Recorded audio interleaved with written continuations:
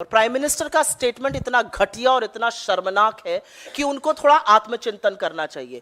नरेंद्र मोदी भाजपा के प्रचारक मात्र नहीं है, नरेंद्र मोदी इस देश के प्रधानमंत्री हैं। कल कांग्रेस ने जिस तरह का घोषणा पत्र जारी किया है, उससे साबित हो गया है कि आज की कांग्रेस आज के भारत की आशाओं आकांक्षाओं से पूरी तरह कट चुकी है। कांग्रेस के घोषणा पत्र में वही सोच झलकती है जो सोच आजादी के आंदोलन के समय मुस्लिम लीग में थी। कांग्रेस के घोषणा पत्र में पूरी तरह मुस्लिम लीग की छाप है। एक गंभीर मुद्दे पर जिसको एक्चुअली चर्चा का विषय होना ही नहीं चाहिए, उस पर आपके सामने आए हैं क्योंकि कुछ ऐसी बातें कही जाती हैं, कुछ ऐसे शब्दों का इस्तेमाल करती है भारतीय जनता पार्टी और खुद प्रधानमंत्री मोदी की शर्म आती है। कभी कभी व्हाट्सएप पढ़ के लगता है कितनी घटिया भाषा है, और उसके कुछ घंटे बाद प्रधानमंत्री वही भाषा बोलते हुए मंच से नजर आते हैं। तो इस देश का प्रधानमंत्री घटिया व्हाट्सएप लिखते हैं या इस देश को चलाने की कुवत रखते हैं, सवाल इस बात का है। असलियत यह है कि 10 साल की मोदी सरकार के बाद आज जब यह देश चुनाव के मुहाने पर आकर खड़ा है, तो प्रधानमंत्री को अपना रिपोर्ट कार्ड दिखाकर वोट मांगना चाहिए, प्रधानमंत्री को अपने काम गिनाने चाहिए, लेकिन उसमें नील बटा सन्नाटा स्कोर है, उसमें जबरदस्त फेल का ठप्पा लगा हुआ है।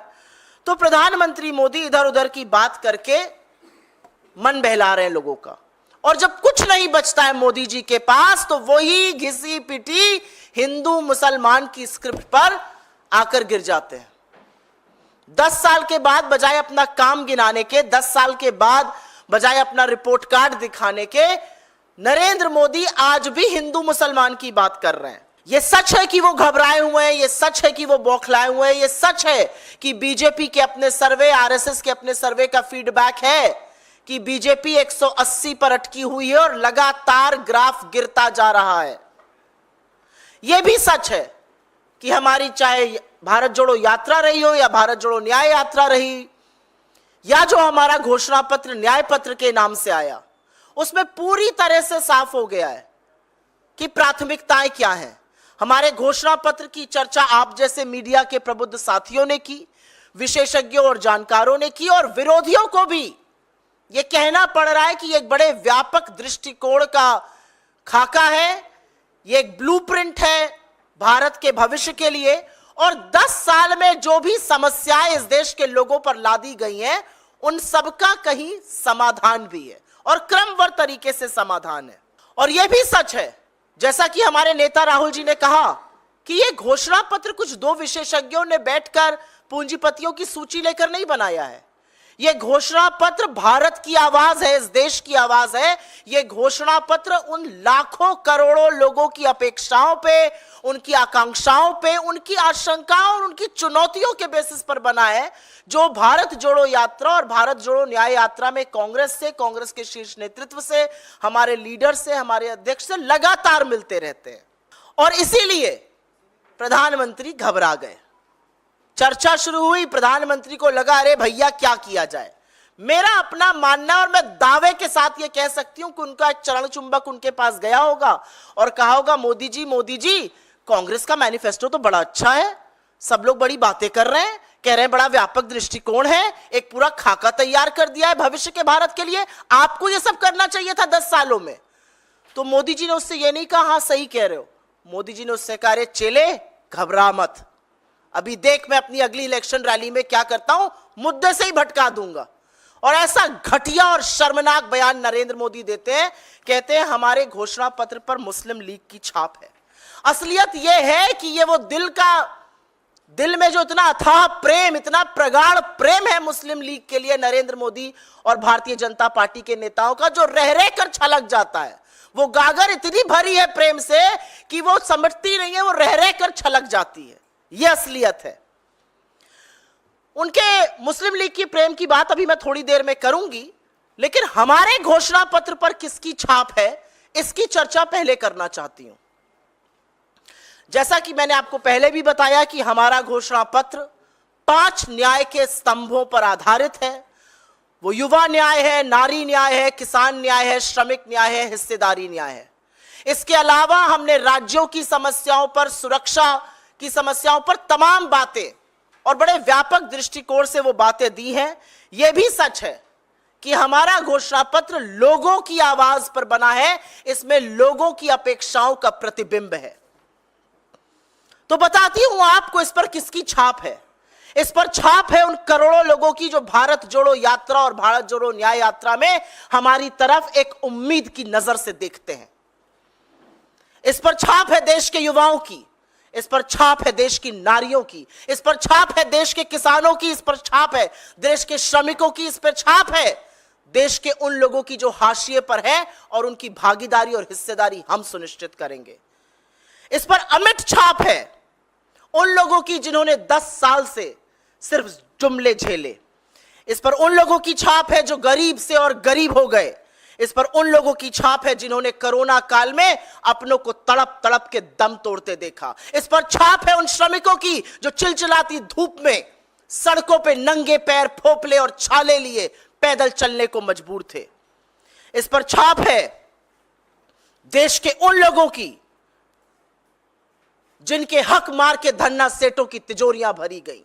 इस पर छाप है उन लघु मध्यम उद्योगों की जिन पर ताले पड़ गए इस सरकार की मनमानी नीतियों से।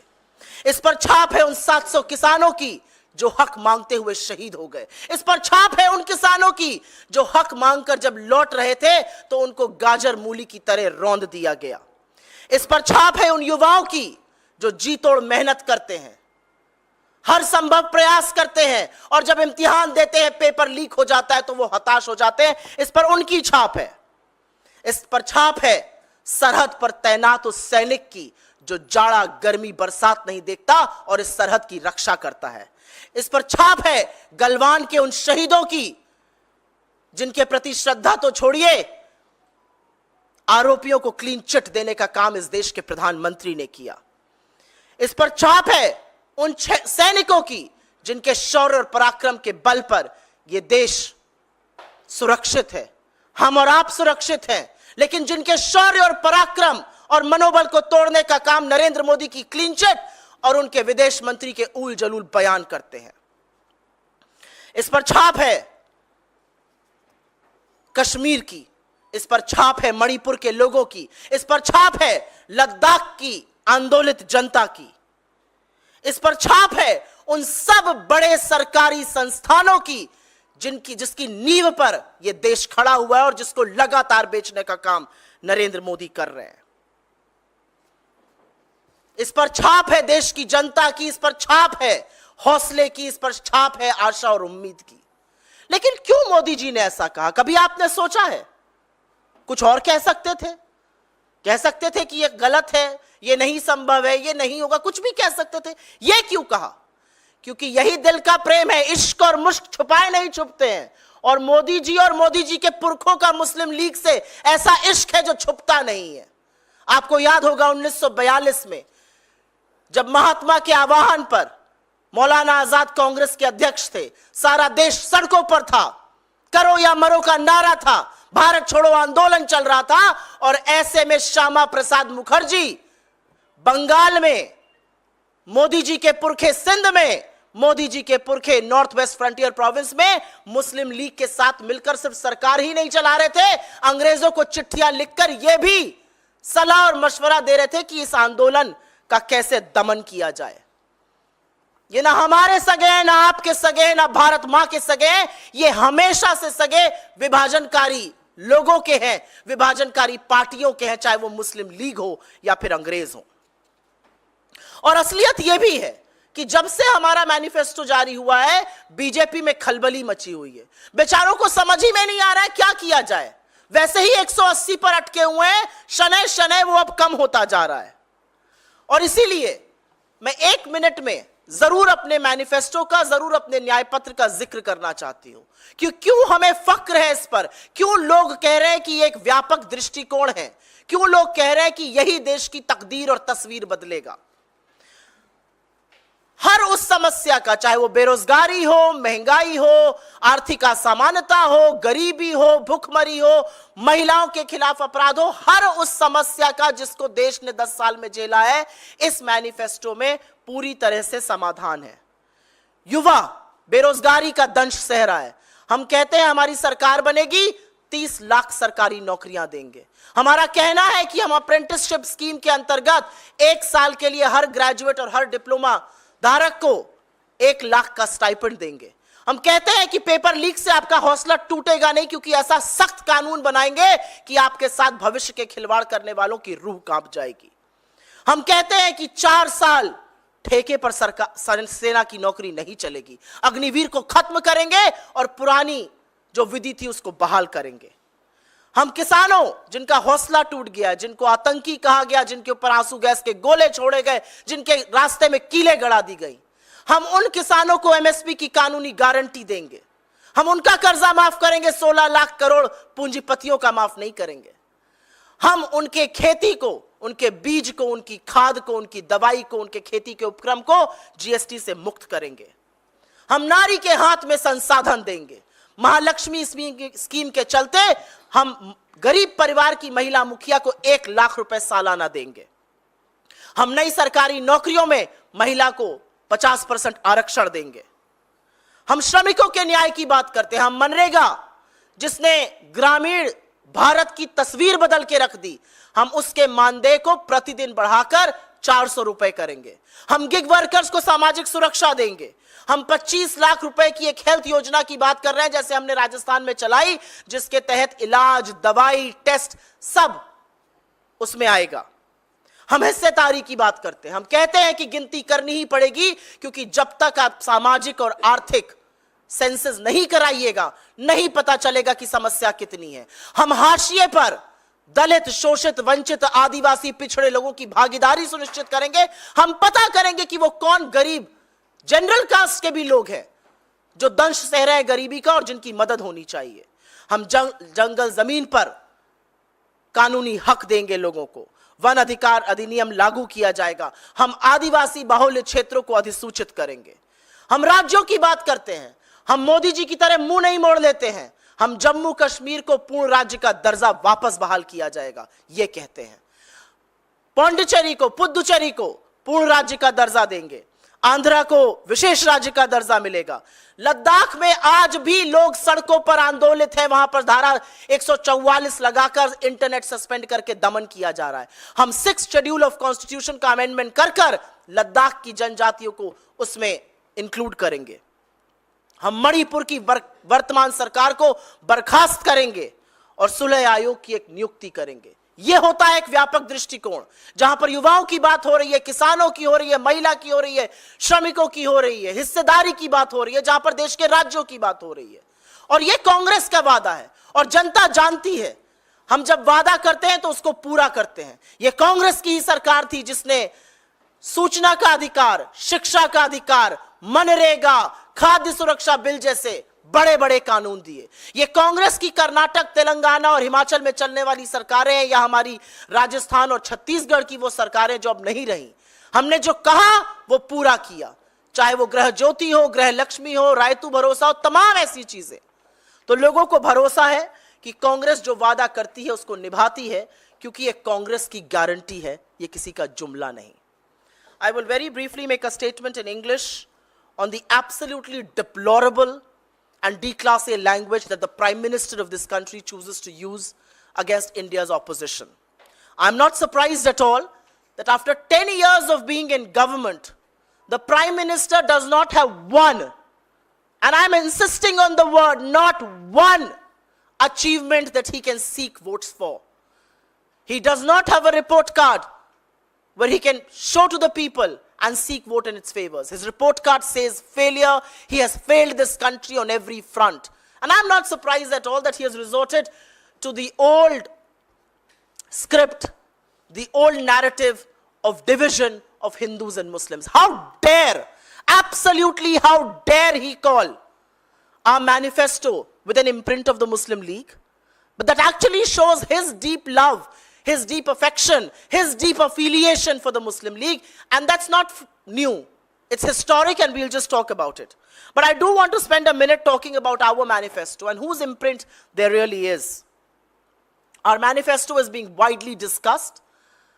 Experts, economists, people at large sections of media, including some of our opponents, are of the view that this is the blueprint for the future that India needs.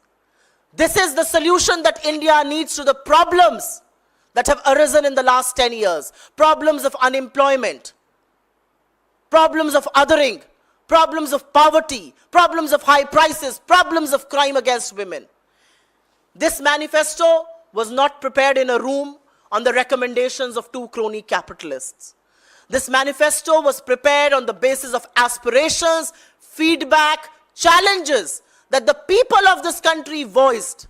The crores of people who met us during the Bharat Jodo Yatra, the Bharat Jodo Nyaya Yatra, wide consultations that we had across states of this country. It's a reflection, it is the voice of India.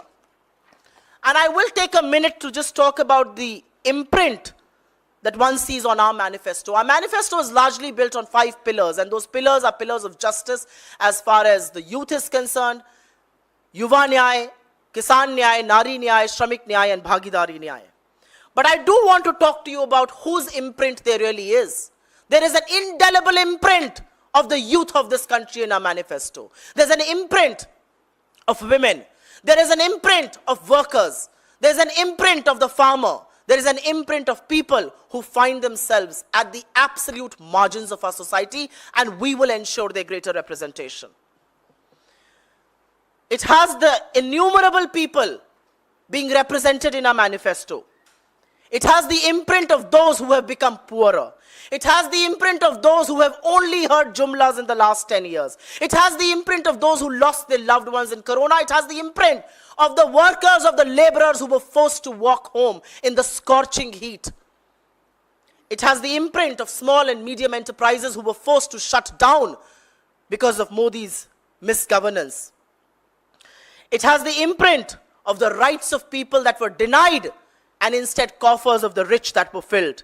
It has the imprint of our daughters who, when they were sexually exploited, the government chose not to protect them and instead gave patronage to the perpetrators of their crime. It has the imprint of 700 farmers who made the supreme sacrifice while demanding the MSP. It has the imprint of farmers who were trampled over by a BJP leader's son. It has the imprint of the youth whose paper gets leaked, they get disheartened, and they don't know what to do. It has the imprint of our brave hearts protecting our country at our borders. It has the imprint of the 20 brave hearts in Galwan who made the supreme sacrifice, and the Prime Minister gave a clean chit to China by saying, nobody has entered our territory. It has the imprint of the supreme bravery and courage of our armed forces, who are constantly denied their place, their position, and their power by the kind of statements that India's Minister for External Affairs and the Prime Minister make. It has this imprint of Kashmir. It has the imprint of the people of Manipur. It has the imprint of the people of Ladakh.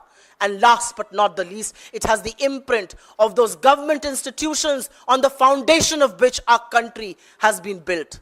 Institutions that have been consistently sold by Narendra Modi.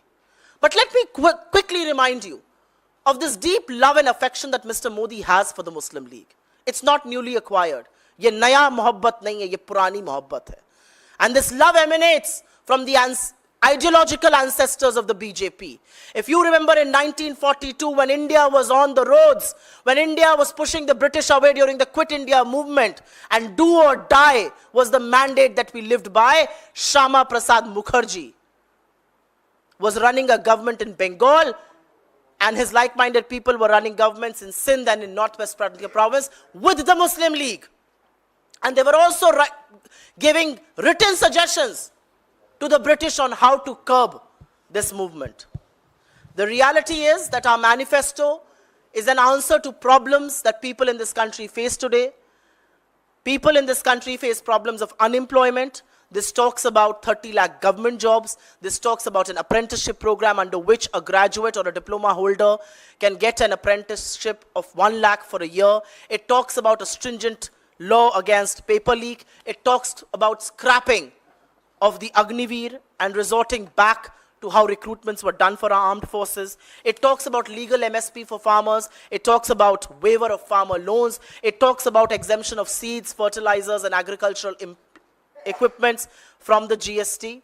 It talks about Mahalakshmi, where women household of poor families will get 1 lakh a year. It talks about 50% reservation for women in new government jobs. It talks about increasing the daily wage under Manrega to 400 rupees a day. It talks about gig workers getting social security under law. It talks about a health insurance scheme of 25 lakh rupees, which will cover treatment, test and medicines. It talks about an economic and caste census. It talks about legal rights of water, forest and land for our tribals. It talks about strict implementation of the Forest Rights Act. And as far as the states are concerned, it promises to restore full statehood to Jammu and Kashmir. It promises to give full statehood to Puducherry. It promises to give a special status to Andhra. It promises to include Ladakh, where people are out on the streets as we speak, to be included in the 6th schedule of the Constitution. It promises to amend the NCT Delhi